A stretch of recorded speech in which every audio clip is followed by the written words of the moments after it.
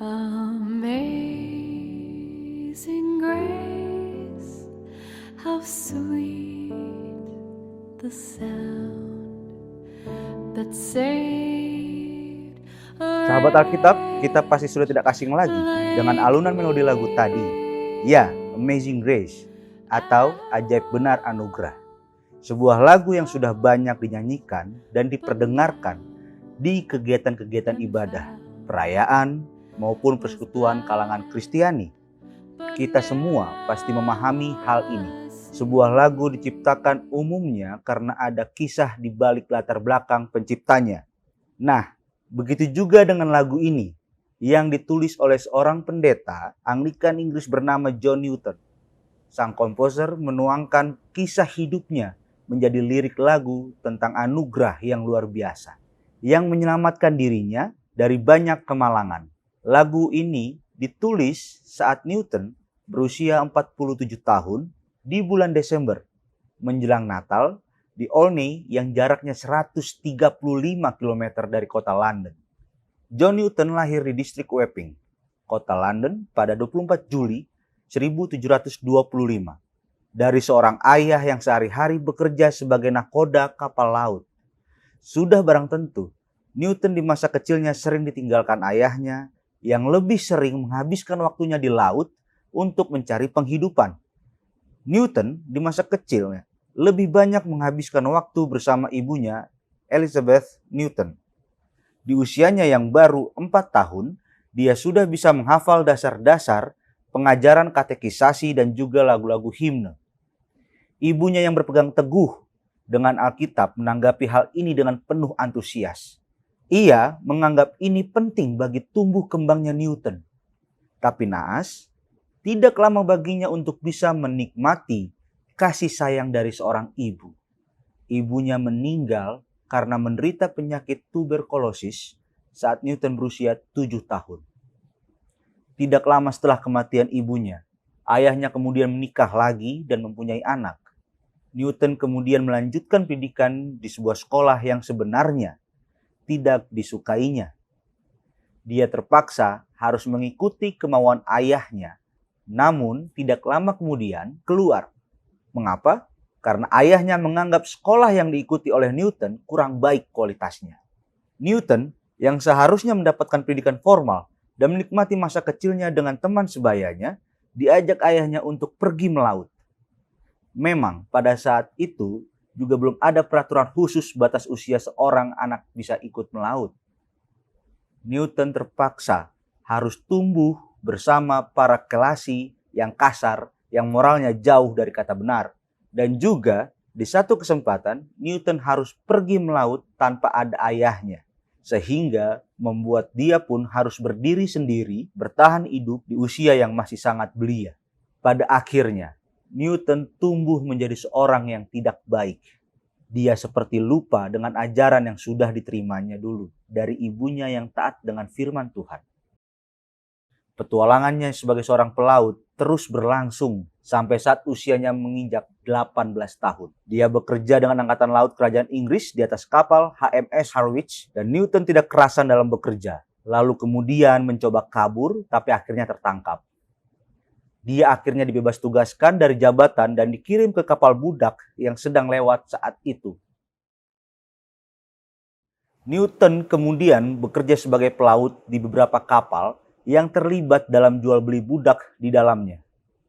Dia seperti kembali mengikuti jejak ayahnya yang mencari budak di seluruh pantai Afrika untuk ditangkap dan akhirnya dijual untuk mendapatkan keuntungan. Perbudakan pada masa itu masih dengan bebas dipraktekkan.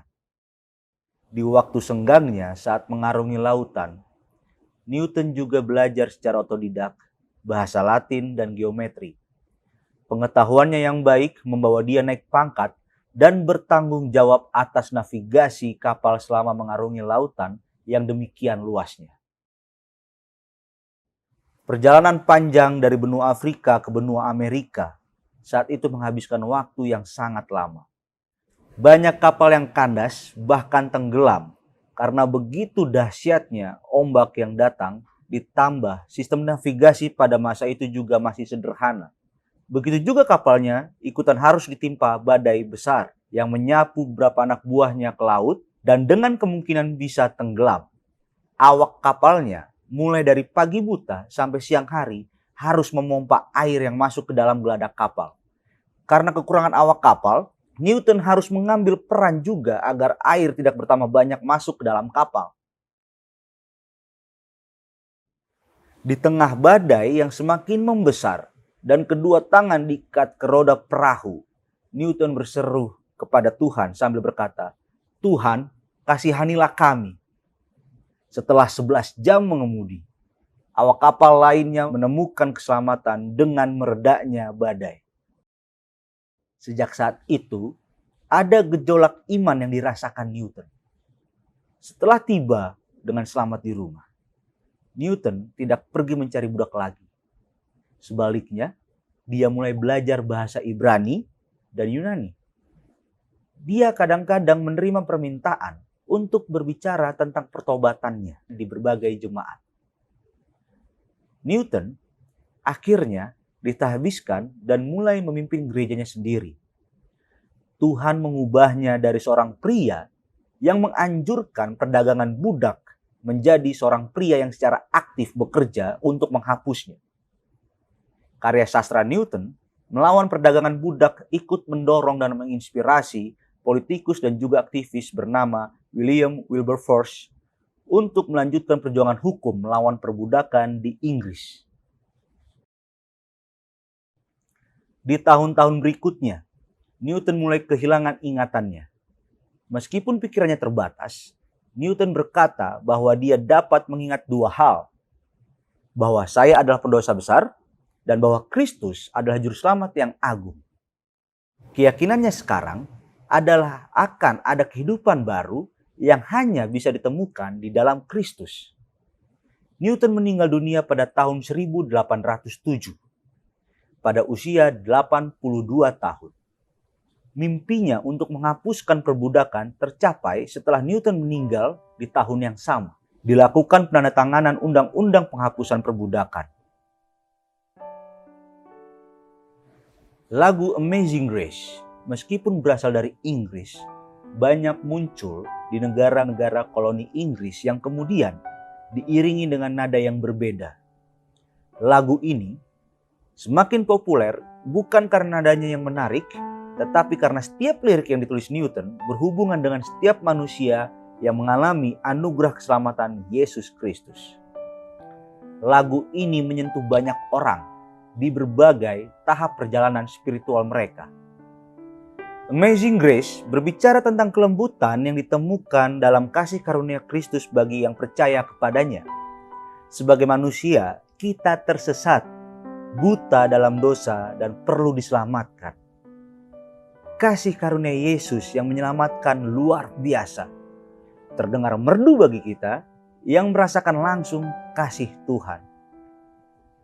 Melanjutkan ke bait kedua, Newton menulis bahwa kasih karunialah yang mengajarkan hatinya untuk takut akan hukuman atas dosa-dosa yang pernah dilakukan.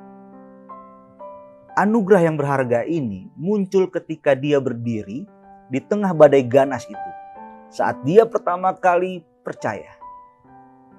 Melalui pencobaan dan badai kehidupan, kasih karunialah yang membawa kita menjalani hidup.